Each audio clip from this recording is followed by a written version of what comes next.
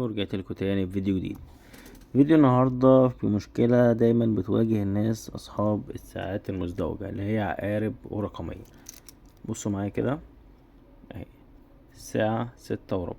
لما تيجي نعمل كده نيجي نعمل كده زي ما انتوا شايفين العقرب بيجري، وده غالبا بتبقى مشكلتها مش مشكلة يعني حتمية، يعني دايما موجودة عند أغلبية الناس. بتبقى الساعة دي اتخبطت او وقعت او اترزعت او عندك اطفال ما شاء الله عليهم، يعني فهي الفكرة كلها في الخبطات ان الساعة تقيلة، فالخبطة بتسمع يعني.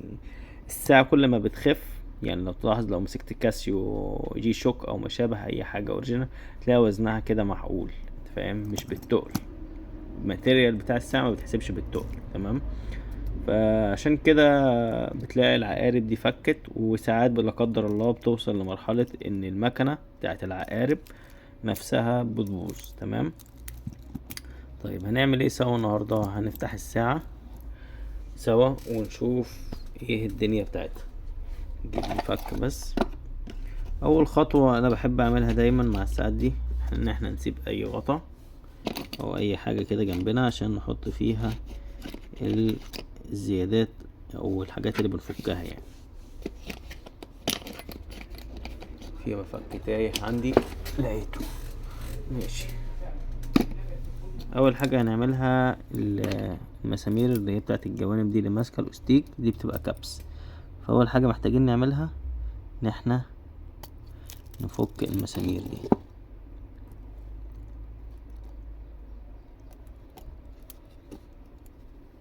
زي كده، نسحب ونحط في العلبة هنا.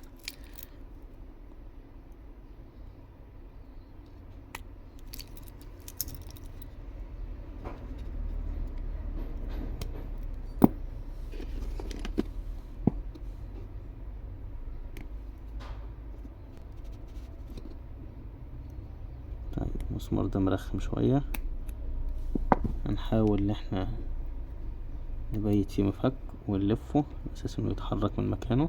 هو كده مهما انت لفيت مش هيطلع، بس انا ايه بلف عشان ايه لو ماسك شوية ولا حاجة يبدأ يحل من مكانه. طيب هو مرخم شوية، احنا ممكن نعمل الحركة دي، نجيبه بميل ونسحب كده، نسحب كده ونزقه من الناحية دي، تمام.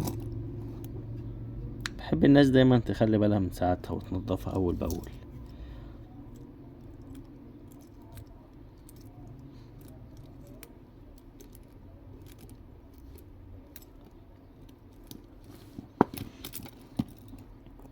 نفك كمان المسمار ده طلع.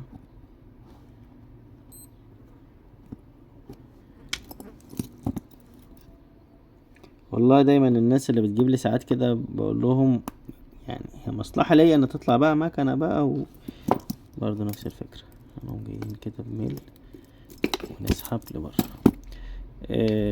بدعيلهم والله دايما ان الساعة يطلع اللي بايظ فيها مش المكنة، تطلع ان هو تثبيت عقارب بس. طيب اول حاجة هنسيب الحاجة دي كده اللي احنا فكناها في جنب، خلي العدة هنا. هنفك المسامير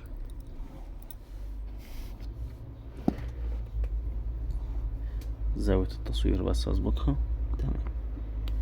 بسم الله الرحمن الرحيم.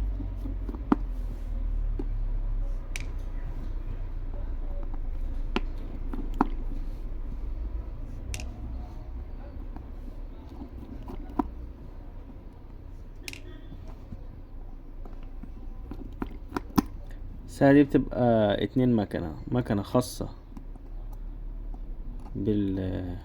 بالرقمية، والمكنة بتاعت العقارب، تمام. غير الساعات اللي هي الكاسيو الأصلي طبعا بتبقى كله في بعضه ومتصلين ببعض.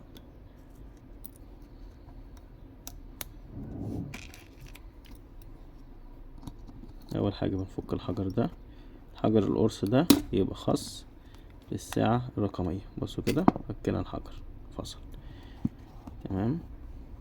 حط هنا في العلبة ده الحجر الصغير الخاص بالعقارب. تمام. دلوقتي انا عايز اسحب الاكرة دي، هدوس في الحتة دي، شايفينها دي اهي كده، واضغط ضغطة كده واسحب الاكرة لبره معوجة.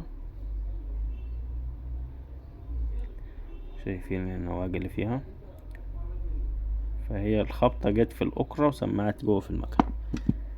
آسف على منظر الضافر دوت. نقوم ساحبين المكنة لبره. تمام، بس بالراحة على قد ما نقدر عشان المكن ده كله صيني او حتى لو ياباني، مفيش يعني، محبش العافية التعفاش على الحاجة يعني. بس كده كده نشيل العقارب. تمام. هو في بند انا بتعامل عشان ايديا خدت على الشغل فبتعامل كده، لكن انت لو خبرتك مفيش يعني، ما استخدمتش قبل كده، ممكن تعمل الحركة دي، خاصة ان انت مش هيبقى عندك عدة. تجيب قصافة زي كده وتعمل كده، وتخلي العقارب كلها عند ال12 مثلا، وتبيت كده وتقفل سنة بسيطة، يدوب بس تمسك العقارب، ما تدوسش جامد وتقطم للعقارب والعمود بتاع ايه الثواني. سنة بسيطة وتسحب لفوق، ما تروحش يمين ولا شمال. تمام. طبيعي في البداية لما حد يحب يجرب حاجة بتبوظ منه، وبعد كده بتظبط يعني. بعد كده لما تجرب في حاجة تانية، واحد منظر صباعه مقزز، معلش على المنظر اللي ايه مش لطيف دوت، يبقى غصب عني دخلت موسم العيد الكبير فمشغول شوية في المحل طبعا بضاعة، لان انا بشتغل في منتجات كتيرة، فبيبقى غصب عني والله.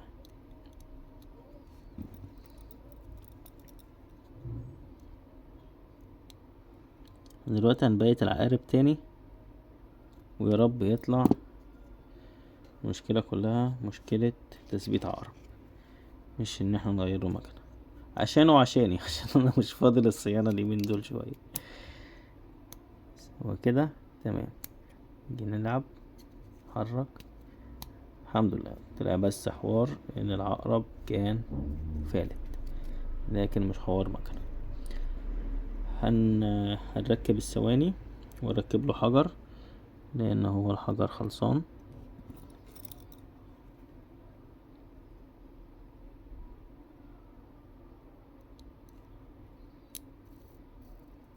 لازم اهم حاجة نجرب، لان العمود بتاع الثواني تحت خالص.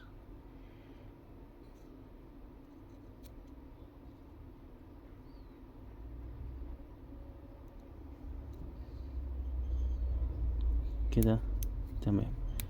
هركب له حجر بس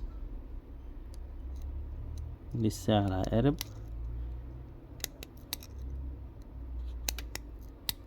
الكاميرا قريبة قوي فبتخبط في ايدي، معلش. اي حد لسه مشترك في القناة جديد او داخل القناة بتاعتنا جديدة، احنا عاملين تيم كده لشركاء النجاح اللي احنا فيه الحمد لله، الناس اللي بتتابعني كتير والناس اللي بتشجعني. عاملين جروب على الواتساب، وكل ما اليوتيوب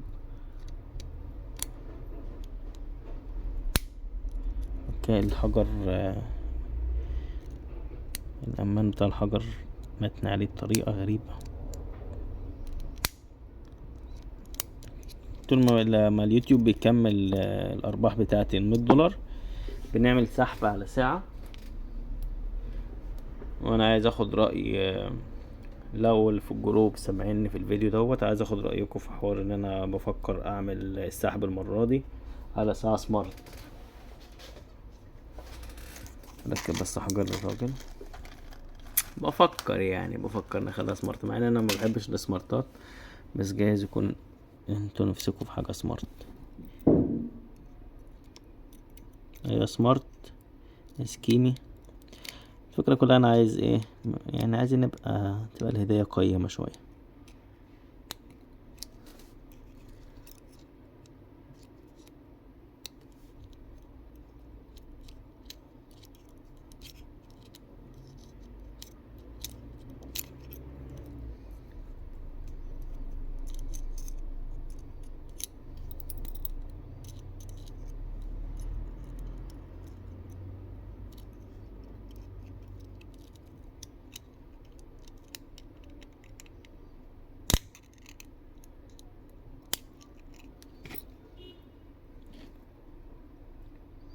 اشتغلت اهي الحمد لله.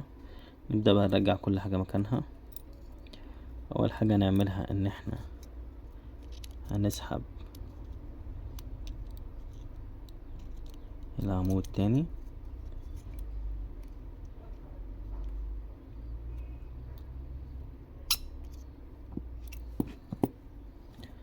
نركب الحجر،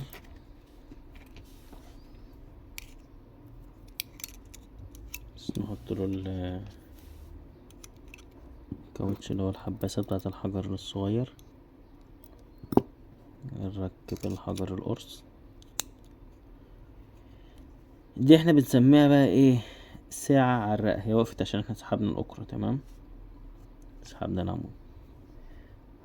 المنظر ده بقى اللي مش لطيف خالص خالص خالص خالص خالص.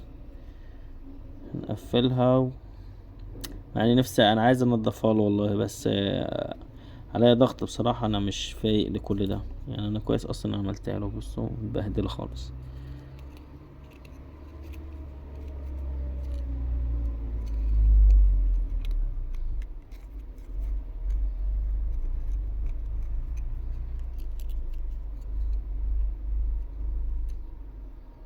في هنا هنلاقي حز كده، وهنا مجرى شايفينه في الحتة دي كده بالظبط.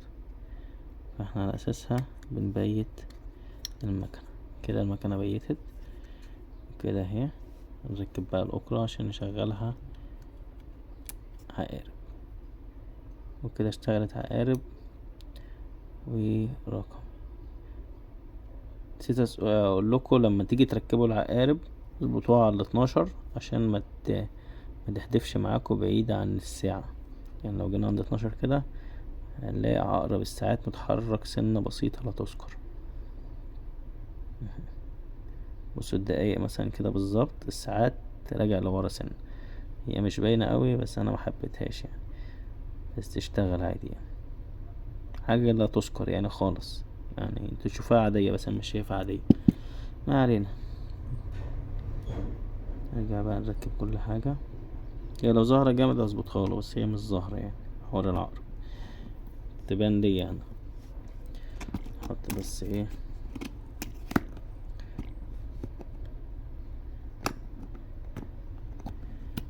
اللزقة دي، ابقى احط كل حاجة مكانها.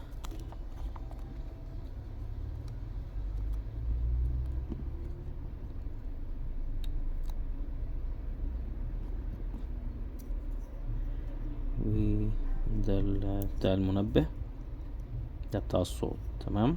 نظبطه مكانه عند السوستة دي. دايما نركز في الحوار ده عشان الصوت. نيجي نعمل كده، سمعنا الصوت. لو شلناه بقى كده في الصوت، تمام. خلي دايما في بالكم من القطعة ديت لو بتغير بتصلح ساعتك عند اي ايه صنايعي.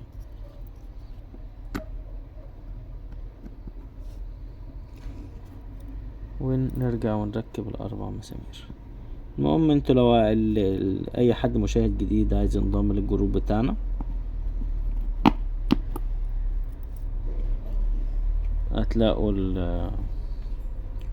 لو دخلتوا القناة هتلاقي انا عامل فيديو عن مسابقة قبل كده. كنت حاطط جروب دعوة الانضمام للواتساب، جروب الواتساب، تمام. عملنا مسابقتين تقريبا بس لحد الآن. واحدة منهم كانت ساعة كاسيو أصلي اللي هي 521، والتانية كانت اسكيمي نفس شكل برضو الكاسيو الأصلي بس سودا، بس ماركة اسكيمي. عملناها في شهر رمضان. كانت الفلوس لسه ما جاتش، بس قلت اكسب الناس عشان العيد. وجت الفلوس بعد العيد. دلوقتي في لسه الدفعة الجديدة، يمكن ان شاء الله يبقى شهر او اقل من شهر كده والفلوس تكمل $100. وان شاء الله نعمل المسابقة الجاية كده. لو هنعمل استفتاء كده في الجروب، لو كده نعملها على ساعة سمارت اللي بتتصل بالتليفون، مؤاخذة على هزة التليفون دي.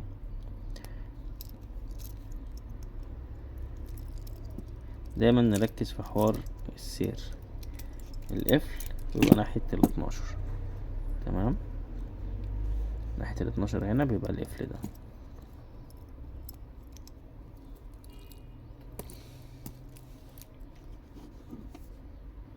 كده نكبس المسامير بتاعتنا.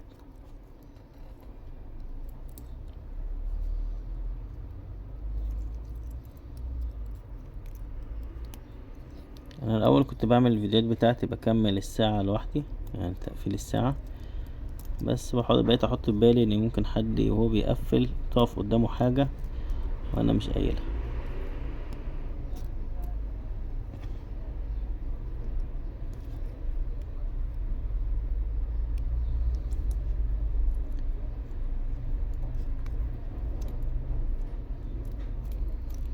انا فكرة انا حاسس العقرب بيتحرك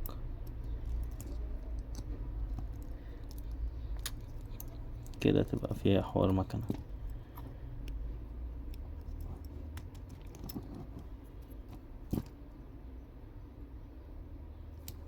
مكنة. طيب هنقفل الساعة سوا. العقرب ما كملش، يعني اول ما ركبناه كانش بيتحرك بس رجع تاني يتحرك، فكده هي مشكلة مكنة.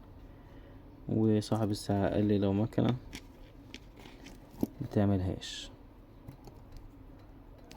فكده ركبنا الجزء ده. كده احنا خلاص عملنا اللي علينا، والقرار يرجع ايه ليه هو.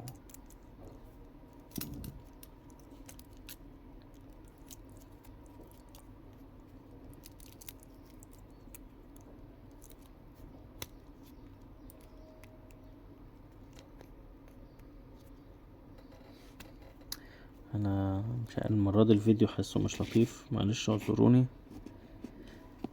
غصب عني والله. بصحى من بدري يمكن من الساعة 7 وبروح البيت على الساعة 12 بالليل. قبل ما انام طبعا بتبقى فيها 1 أو 2، وارجع تاني اصحى الساعة 7 الصبح. فاليومين دول مش شايف قدامي شوية. كده خلاص احنا قفلنا الساعة، شغلنا له طبعا العقرب، بس الفكرة كلها في عقرب الدقايق انه بيتحرك زي كده.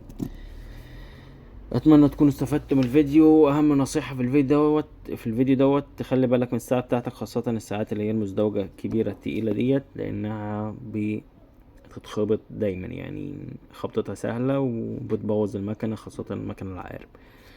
اتمنى تكونوا استفدتم من الفيديو. متنسوش الاشتراك وتفعيل الجرس، ومتنسوش تنضموا لينا في جروب الواتساب.